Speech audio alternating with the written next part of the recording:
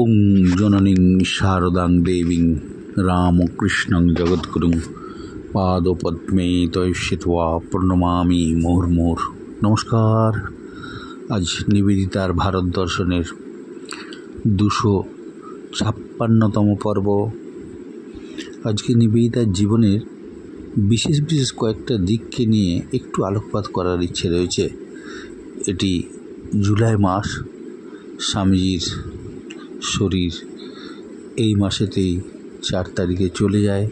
এর আগের দিনের আলোচনার মধ্যে এনেছিলাম নিবেদিতা কিভাবে স্বামীজির পাশে থেকেছেন এবং তার চাওয়া পাওয়া এবং তার সাথে গুরু শিষ্য এবং পিতা কন্যার সম্পর্ক এবং রাজা প্রজার কীরকম সম্পর্ক সেগুলো তিনি দেখাতে পেরেছিলেন। এবং শুধু দেখাতে পারা নয়, নিবেদিতা তিনি স্যারেন্ডার করেছিলেন। স্বামীজি তার মাথায় হাত রেখে আলমোড়াতে আশীর্বাদ করে 6ই জুন 1898 খ্রিস্টাব্দে যে ঘটনাটি ঘটিয়েছিলেন, নিবেদিতার মানসিক যে একটা চঞ্চলতা সেটিকে যেন একটি নির্দিষ্ট মুখী বা তার মানসিক প্রশান্ততা সেটা নিবেদিতা স্বামীজির করস্পর্শে সেদিন অনুভব করতে পেরেছিলেন। আসলে মার্গারেটের জন্মের পূর্বেই যখন তার বাবা মা তার জীবনের স্রোতধারাকে পৃথিবীতে আগমনের পথটিকে ঈশ্বর দ্বারা নির্ধারিত করে তাকে উৎসর্গ করে রেখেছিলেন, ঈশ্বরের কাছে প্রার্থনা করে তার নিরাপদ পৃথিবীতে আগমনকে নিশ্চিত করেছিলেন।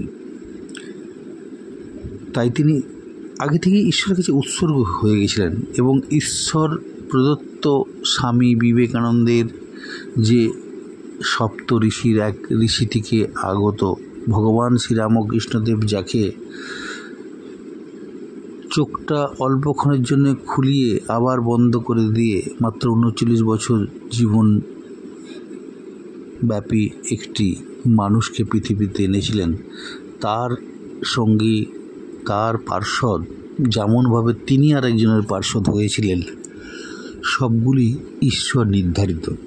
অতএব মার্গারেট নেভেল যে ঈশ্বর প্রদত্ত হয়ে থাকার এর মধ্যে কোনো ব্যতিক্রম নয়। পটভূমিকাতেই বলতে হয়, মার্গারেটের জন্ম 1867 খ্রিস্টাব্দের যে 28 অক্টোবর ডুঙ্গানন শহরে। সেখানে এই ধর্মযাজক স্যামুয়েল রিচমন্ড তার পুত্র এই স্যামুয়েল নোবেল, তিনি তার এই 2 কন্যা এবং এই পুত্র রিচমন্ড, স্যামুয়েল রিচমন্ড, তাকে নিয়ে সুখের সংসার। নিবেদিতার প্রথম কন্যারূপে তার বাড়িতে আবির্ভাব। সেখানে যেন এক ধর্মযাজকের বাড়িতে ঈশ্বর স্বয়ং তাকে সব রকম দিক দিয়ে এক মাতৃ সত্তার পৃথিবীতে আগমনের ইতিহাস রচিত হচ্ছে, যিনি আবার পরবর্তীকালে ভারতবর্ষের মতো আধ্যাত্মিক জগতে নিজেকে সুপ্রতিষ্ঠিত করে রেখে যাবেন ভাবি কালের জন্য। আজ ভারতবর্ষের রাস্তায় কোথাও বা মন্দিরে, কোথাও বা কোনো প্রতিষ্ঠানে শোভাবর্ধিত হচ্ছে নিবেদিতার রুদ্রাক্ষ পরা সেই নারী মূর্তিটি। শিক্ষা সমাপ্ত 1884 খ্রিস্টাব্দে করে 1892 খ্রিস্টাব্দে উইলিয়ামটনে যে নিজের স্কুলটি খুলেছিলেন, সেখানে তার শিক্ষা যেমনটি তিনি পেয়েছিলেন মা বাবার কাছ থেকে এবং স্কুলে, সেগুলির বাস্তবায়ন তিনি তার নিজের তৈরি রাস্কিন স্কুলে ছেলে মেয়েদের যে সমস্যাটি থাকে, শিশুরা তারা নিজেদের গতিতে বেড়ে উঠবে খেলাধুলার সাথে, শুধু পড়াশোনার চাপ নয়, তার সাথে মানসিক বিকাশ ঘটবে প্রকৃতিকে সাথে নিয়ে।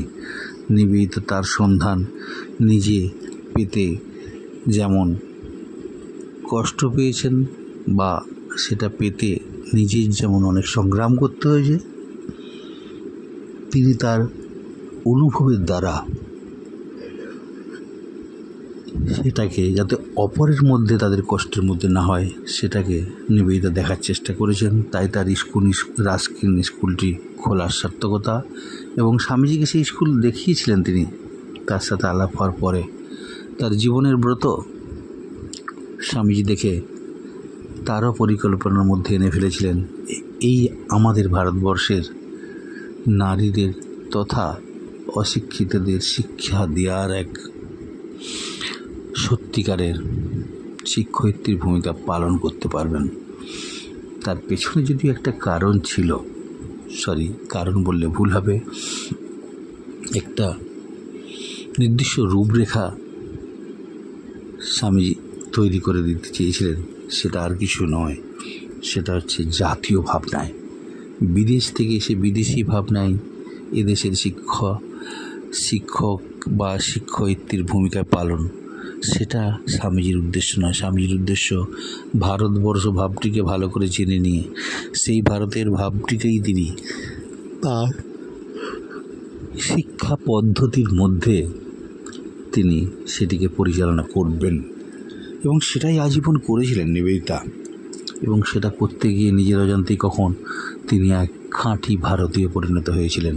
শুধু খাঁটি ভারতীয়তে পরিণত হননি, অপরকেও এবং অতি ভারতীয়কেও ভারতবর্ষের আসল স্বরূপটা চিনিয়ে দেওয়ার তিনিই উপযুক্ত ছিলেন। যেন শঙ্করী প্রসাদ বসু অসাধারণ একটি কথা লিখছেন।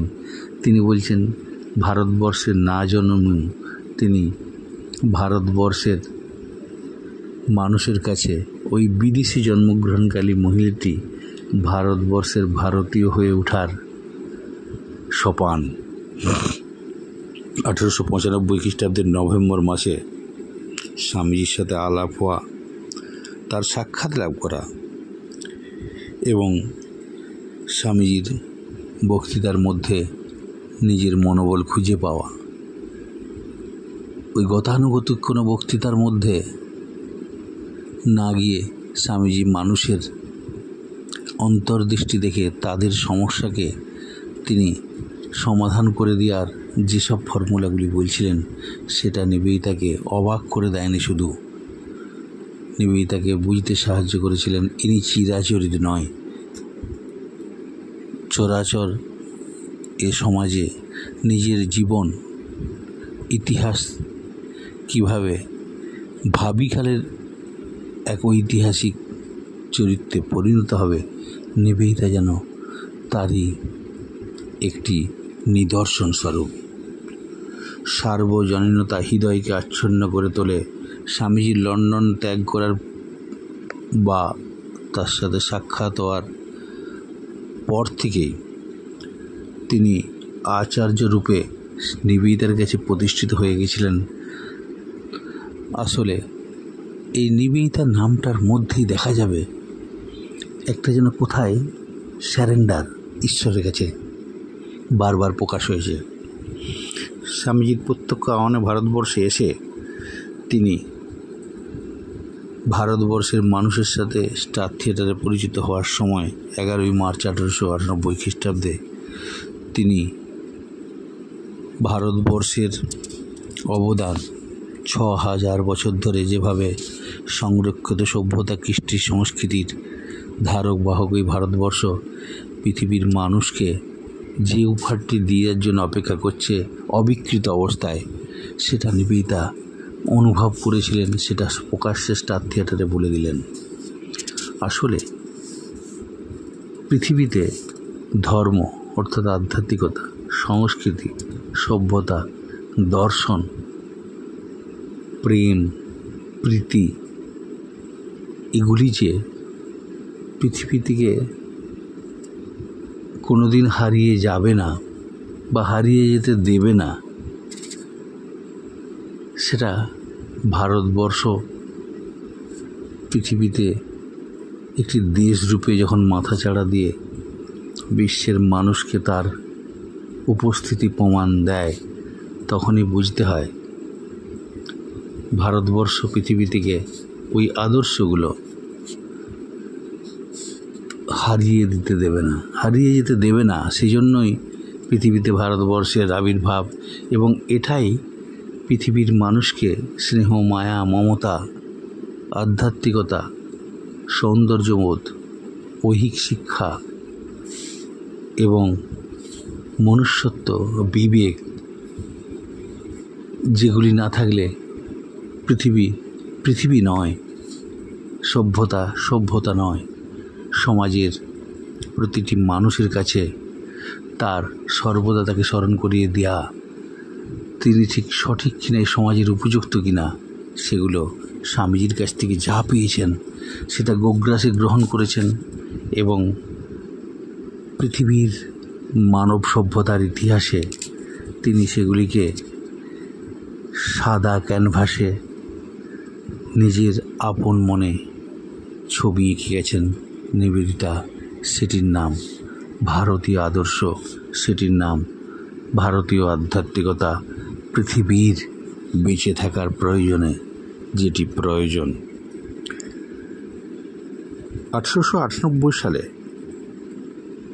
25শে মার্চ নিবেদিতার যে নতুন জন্ম, মার্গারেট থেকে নিবেদিতায় পরিণত হওয়া, নিবেদিতার জন্ম ভারতবর্ষের উপযোগী হয়ে আলমবাজার থেকে যখন রামকৃষ্ণ মঠ মিশনের সংস্থাটি নীলাম্বরবাবুর বাগান বাড়িতে শিফট হয়, সেখানে ঠাকুর ঘরের মধ্যে শিব পুজো করিয়ে বুদ্ধির চরণতলা তাকে সমর্পণ করে তারা ব্রহ্মচর্য মন্ত্রে দীক্ষিত করা, তাকে নিবেদন করা, এই জাতির, এদেশের সন্তানদের তরে তাকে জননী, সেবিকা, বান্ধবী হয়ে ওঠার যে বার্তাটি দিয়ে তার অন্তরাত্মাকে প্রকৃত ভারতবর্ষের কাজে লাগতে এবং নিজেকে ভারতীয় মনোভাবাপন্ন শুধু নয়, ভারতীয় খাঁটি হয়ে ওঠার একটা সিঁড়ি রচিত হচ্ছিল স্বামীজির সামনে। 1902 খ্রিস্টাব্দের 9ই ফেব্রুয়ারি নিবেদিতা ভারতবর্ষে দ্বিতীয়বার যখন পদার্পণ করেন, তার প্রিয় বোসপাড়া লেনে, 17 নম্বর বোসপাড়া লেনকে তিনি চেয়েছিলেন, এটিকে তিনি ইউনিভার্সিটি সেটেলমেন্ট করতে চেয়েছেন। তিনি বলছেন, I would like to make 17 number as a real university settlement. তার স্বপ্ন সার্থক হচ্ছে। আজ নিহার তৈরি হচ্ছে ওখানে, Nivedita institute for human advances research centre. সেটি ভাবিকালে প্রজন্মের কাছে নিবেদিতার আদর্শ শিক্ষা এদেশের জন্য স্বামীজির দ্বারা প্রশিক্ষিত, সেটি রূপায়ণ ঘটবে। ভারতবর্ষের মানুষ বৃহত্তর আকারে সেটির সন্ধান পাবে। শুধু একটি নিবেদিতা স্কুল নয়, নিবেদিতার ভাবধারার মধ্যে ওই বাগবাজার অঞ্চলে সেটিকে আমরা দেখব, অনুভব করব। আগামী প্রজন্ম তা থেকে সুফল গ্রহণ করবে। এই যে ভারতবর্ষে নিবেদিতার ক্রিয়াকলাপ শুধু আধ্যাত্মিকতা দিয়েই ভারতবর্ষকে মরে থাকার গহ্বর থেকে বের করে এনে দেশমাতৃকার শৃঙ্খল মোচন করে ব্রিটিশ শাসন মুক্ত ভারতবর্ষের যে রূপটি স্বামী বিবেকানন্দ দেখতে চেয়েছিলেন, সরাসরি রাজনীতিতে জুড়ে গিয়ে আধ্যাত্মিক প্রতিষ্ঠানকে কোনো রকম বিড়ম্বনার মধ্যে না পেলে নিবেদিতা সরাসরি রাজনীতিতে যুক্ত হয়ে এদেশের রাজনৈতিক গুরু হয়ে গেলেন। যেন সমস্ত বাঘা যতীন থেকে মাস্টারদা সূর্য সেন থেকে উল্লাসকর দত্ত, হেমচন্দ্র কানন গুহ, বারিন ঘোষ, সত্যেন বসু, এই সমস্ত বিপ্লবীরা একে একে তার কাছে ভিড় করেছেন, সুপরামর্শ পেয়েছেন। সিনফিন দল থেকে প্রাপ্ত তার সমস্ত ইংরেজ বিরোধী চিন্তার প্রশিক্ষকের মতো ভূমিকা পালন করে রাতের অন্ধকারে গোপন বাগবাজারের এই 16 নম্বর 17 নম্বর বোসপার্লিনে সমস্ত কবি, সাহিত্যিক, বিজ্ঞানী, রাজনৈতিক নেতৃত্বের যারা প্রথম সারিতে, তারা নিবেদিতার ওই বাগবাজারের বাসায় ভিড় করতেন। কারণ তাদের উদ্দেশ্য, তাদের শিক্ষা, তাদের চিন্তা দেশমাতৃকার শৃঙ্খল মোচন করে এদেশকে তার দেশের নাগরিকদের কাছে পৌঁছে দেয়া। এটাই নিবেদিতারও স্বপ্ন। তার গুরুর দেশ শুধু নয়, পৃথিবীর বেঁচে থাকার রসদ দাতার নাম এই ভারতবর্ষ তথা এই দেশ। নিবেদিতার বুঝতে অনুভব হয়নি, তাই তিনি সর্বদা এদেশটিকে পূজার আসনে বসিয়ে দিয়ে গেছেন। ভারতবর্ষ তার কাছে কোনো শুধু একটি দেশ নয়, একটি যেন দেবসত্তা। নিবেদিতা 18 জুলাই 1902 খ্রিস্টাব্দে একটা পত্রে স্বামী ব্রহ্মানন্দজিকে গভীর দুঃখের সঙ্গে সংঘের সাথে যাবতীয় দুঃখ নিজের গভীরে পুষে রেখে রামকৃষ্ণ মিশন এই সংস্থা তথা সংঘের বাহ্যিক সম্পর্ক অপরের দৃষ্টিকোণ থেকে ঘুরিয়ে দেওয়ার জন্য পুলিশ প্রশাসনের কাছে তথা রাজনৈতিক চরিত্র এই আধ্যাত্মিক সংস্থাটিকে কলুষিত করতে পারবে না। রাজনৈতিক সংস্রবহীন এই জাগতিক দিকের মানুষের ক্রম উন্নতির পথে যে প্রতিষ্ঠানটি মাথা তুলে দাঁড়িয়েছে স্বামী বিবেকানন্দের চিন্তায় ভাবনায়, সেখানে কি করে তিনি মেম্বারশিপ থাকতেন সেটা অন্য জিনিস, কমিটির মধ্যে থাকা সেটিকে কলুষিত করতে নিবেদিতা মন প্রাণ সায় দেয়নি। তাই নিবেদিতা এই রামকৃষ্ণ বিবেকানন্দের চির সঙ্গী হয়ে থেকেছেন। তার চিঠির মধ্যে সেগুলো তিনি প্রমাণ দিয়েছেন। 1901 সালে নিবেদিতা ইংল্যান্ডে অবস্থানকালে জগদীশ বসুর সাথে গবেষণায় কাজে বিশেষ সাহায্য শুরু করে দিয়েছিলেন। তার সাথে পরিচিতি লাভ করার পরে 1902 থেকে 1907 খ্রিস্টাব্দের মধ্যে জগদীশচন্দ্র বসুর living and non living plant respond, comparative electrophysiology এবং পরবর্তীকালে তার আরও অনেক গ্রন্থ সমালোচনা করে নিজের ভাষা জ্ঞান প্রয়োগ করে সেগুলিকে বিশেষভাবে সমৃদ্ধ করে শিক্ষিত সমাজ শুধু এদেশের নয়, বিজ্ঞানী যারা, দার্শনিক যারা প্রকৃত মর্ম বুঝবে তাদের উপযুক্ত করে সেগুলিকে সুপ্রতিষ্ঠিত করে শিক্ষা জগতের সামনে নিদর্শন তৈরি করে দিয়ে গেলেন নিবেদিতা। এদেশের সর্বশ্রেষ্ঠ কবি যার নাম আমরা রবীন্দ্রনাথ ঠাকুর নামে চিনি, তার সাথে মতবিরোধ সত্ত্বেও নানাভাবে তার সম্পর্কে লিখেছিলেন তিনি। যেমন হোক, তিনি হিন্দু ছিলেন বলে নয়, তিনি মহৎ ছিলেন বলে নয়, তিনি মহতের মহত্তম ছিলেন, তাই তাকে আমি প্রণাম করি। তিনি আমাদেরই মতো ছিলেন বলেও তাকে ভক্তি করি, তা নয় তিনি আমাদের চেয়েও বড় ছিলেন বলেই আমরা তাকে ভক্তির যোগ্য মনে করি। নিবেদিতা তার থেকে অন্তত 6 বছরের ছোট। রবীন্দ্রনাথের জন্ম 1861, নিবেদিতার জন্ম 67। তাকে প্রণম্য বলে উল্লেখ করছেন, আপনারা এটা শুনলেন। মানুষ ছোট হয়ে প্রণম্যযোগ্য তখন হয় যখন সে মানুষের কাছে দেবতার মতো ভূমিকায় অবতীর্ণ হয়। তার কাজে, কর্মে, শিক্ষায়, দীক্ষায়, ব্যবহারে, আচার আচরণে তিনি যখন দেবভাব প্রদর্শন করেন এবং মানুষকে তার ভুল পথ থেকে সুপথে পরিচালিত করেন। আপনাদের মনে থাকবে এই নিবেদিতায় সক্ষতা জমিয়ে রবীন্দ্রনাথ তাকে আশা করেছিলেন তার মেয়ের সুশিক্ষায় সহযোগী হবে। নিবেদিতা এক কথায় এ দেশীয় ভাবনায় তাকে ভাবিত করে, যেটি পরবর্তীকালে ওই আশ্রমিক পরিবেশে এই দেশীয় ভাবনায় শান্তিনিকেতনে বিশ্বভারতী খুলতে যেন পথ দেখিয়েছিলেন। যদি সেদিনে ধিক্কার জানিয়ে মীরা দেবীকে ইংরেজি শিক্ষায় শিক্ষিত করে ছেড়ে দিতেন, তাহলে রবীন্দ্রনাথ খুশি হতেন হয়তো।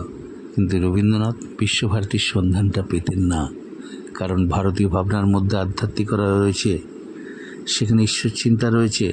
সে ব্রাহ্মধর্ম কেন্দ্রিক শক্তির চিন্তায় বিভোর থাকুক। প্রকৃতিকে সামনে রেখে শিক্ষার নতুন দিগন্তের আলো, যেটা রাজকিনি স্কুলে নিবেদিতা দেখিয়েছিলেন, সেটারই যেন বাস্তবায়ন। মানুষের মন কী চায়, হৃদয় কী চায়, শুধু বইয়ের পাতার মধ্যে আবদ্ধ থেকে শিক্ষা গ্রহণ নয়, প্রকৃতিকে ভালোবেসে, সমাজকে ভালোবেসে, তাকে সামনে রেখে শিক্ষার যে দরজাটি তিনি মানুষের কাছে ছাত্র সমাজকে খুলে দিতে চেয়েছিলেন,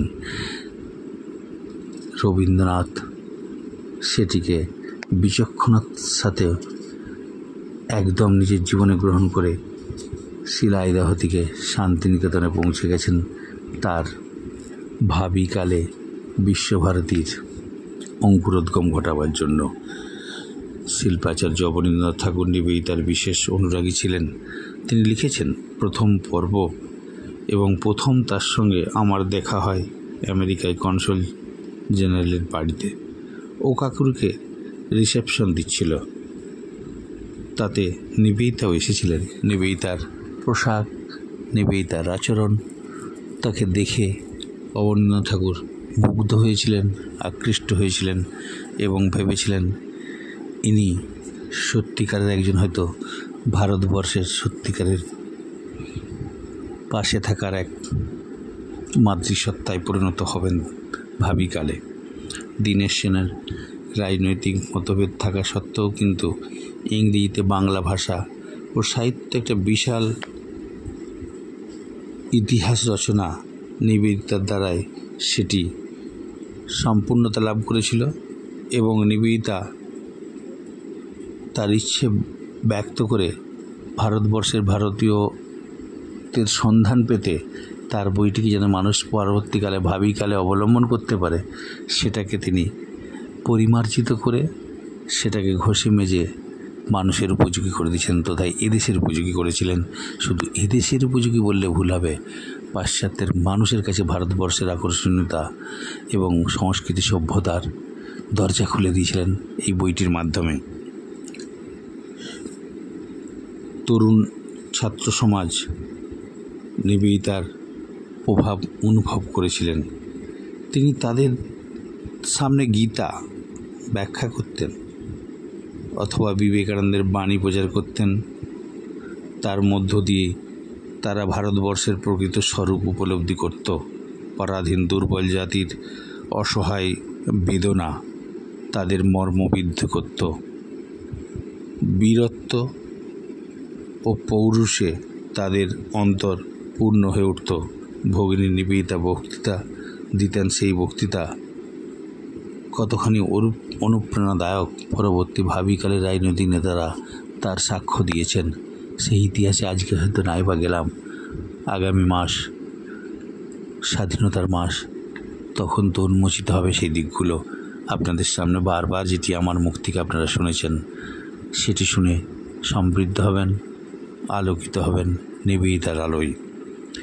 সাধারণভাবে শাসক ইংরেজ জাতির প্রতি তার বিরাগ নানাভাবে প্রকাশ পেত, অথচ প্রথম দিকে এসেই এই নিবেদিতায় বলতেন ব্রিটিশ শাসন ভারতবর্ষের পক্ষে আশীর্বাদ স্বরূপ, ভারতবর্ষের অনেক কিছু উন্নতি করছে এরা।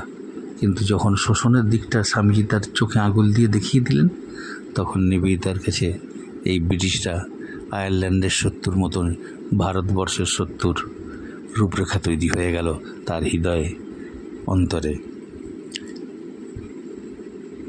দীনেশ সেনের সঙ্গে তিনি ট্রামে করে একবার বাইরে যাচ্ছেন বেড়াতে কোথাও, তখন এক ইংরেজ ব্যক্তি ট্রামে উঠে তার ঘনিষ্ঠ হয়ে বসার সময় নিবেদিতা তাকে বুঝিয়ে দিলেন সাহেবকে তিনি পছন্দ যতখানি না করেন তার থেকে অনেক বেশি পছন্দ করেন ভারতীয়দের। দীনেশ সেনের পাশে সরে গিয়ে তার পাশে বসতে থাকলেন।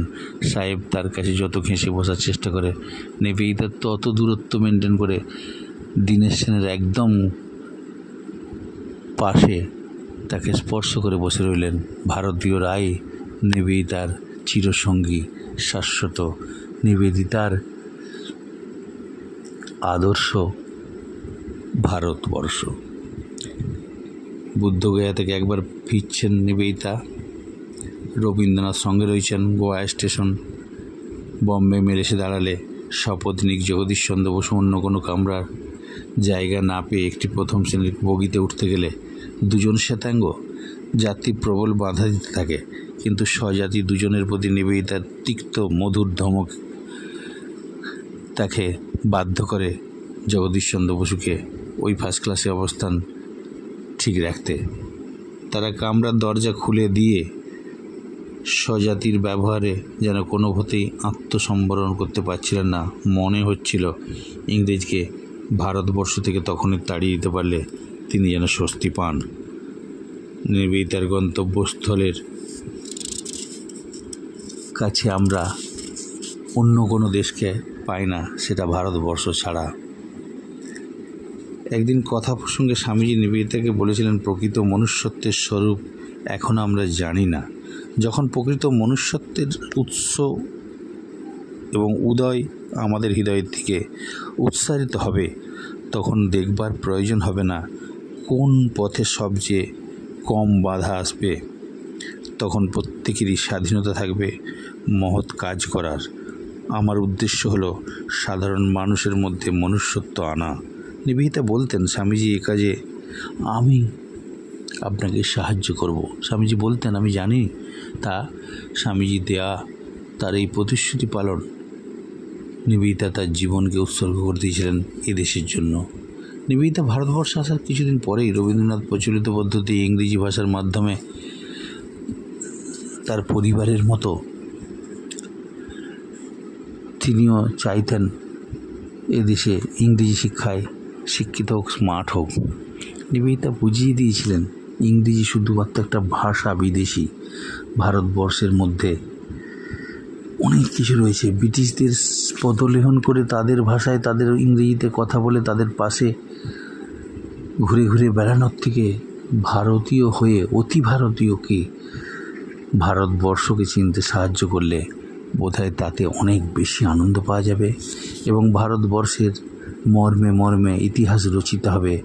ভারতবর্ষ এই পৃথিবীর মানুষের কাছে এক এবং অদ্বিতীয় এক দিশারা বা দিশারি। নিবেদিতা একদিন ছাত্রীদের প্রশ্ন করেছিলেন, ভারতবর্ষের রানী কে গো? প্রায় সকলে উত্তর দিয়েছিলেন সেদিনের রানী ভিক্টোরিয়া।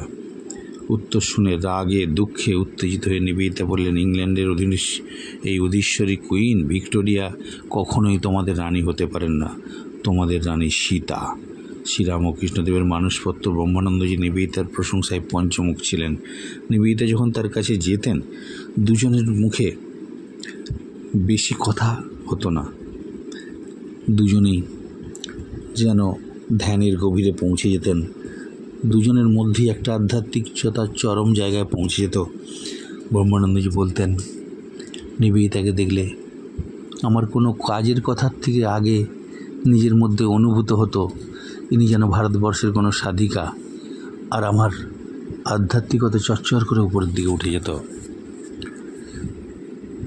নিবেদিতা কথা প্রসঙ্গে একদিন শারদানন্দজিকে বলেছিলেন, শারদানন্দজির কথার উত্তরে, যেদিন শারদানন্দজি বলেছিলেন আমাদের মেয়েরা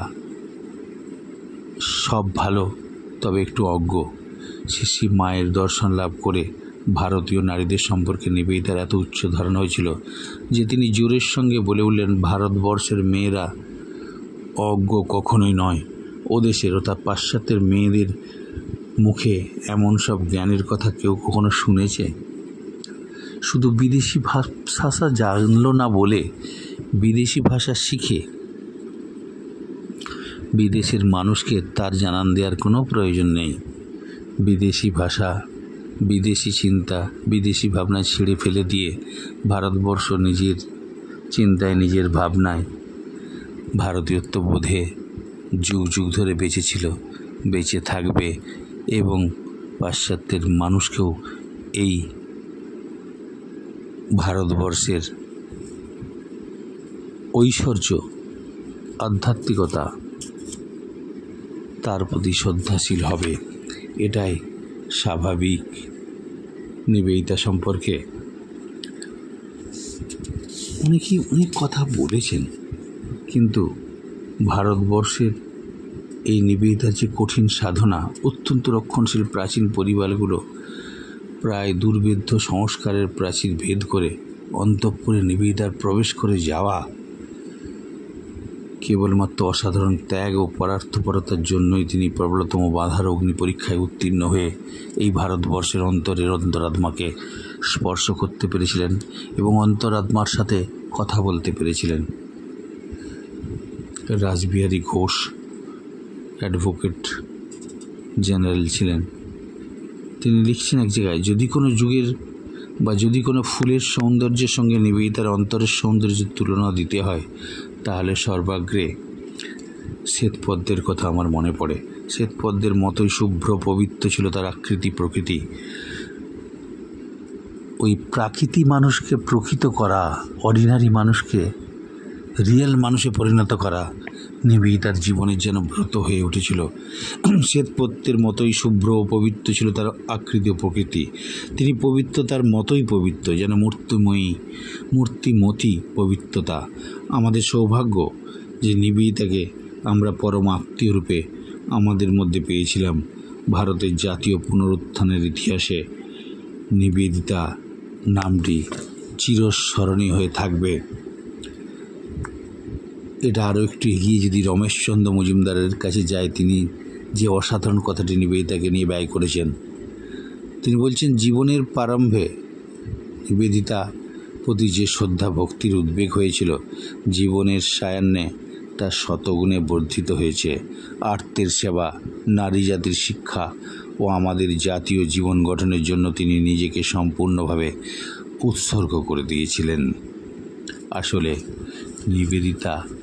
নিবেদিত প্রাণ নিয়েই পৃথিবীতে আবির্ভূত হয়েছিলেন, চিনেছিলেন স্বামীজি, তাই তাকে নিবেদিতা নামে ভূষিত করে এদেশের নিবেদনে এক সার্থক পুষ্পস্তবক রূপে ভারতবর্ষের কাছে চির আকাঙ্ক্ষিত হয়ে রয়ে যাবেন। বারবার বিদেশ থেকে বহু মানুষ আসবে, কিন্তু নিবেদিতার মতো হওয়ার চেষ্টায় আসবে। কখনোই তারা ভারতবর্ষে নতুন কিছু দেওয়ার সন্ধানে নয়। তারা যদি আসেন, কোনো বিদেশিনী ভারতবর্ষে এসে নিবেদিতাকে দেখে নিজেদের স্বরূপটাকে, নিজেদের ভারতীয় হয়ে ওঠার স্বপ্ন সার্থক করতে পারবে। আজ এই পর্যন্তই নিবেদিতার ভারত দর্শনের 256 পর্ব এখানেই শেষ করলাম। সকলেই ভালো থাকবেন। ওং অসতো মা সদ্গময়, তমসো মা জ্যোতির্গময়। ওং শান্তি শান্তি। শ্রীরামকৃষ্ণার্পণমস্তু।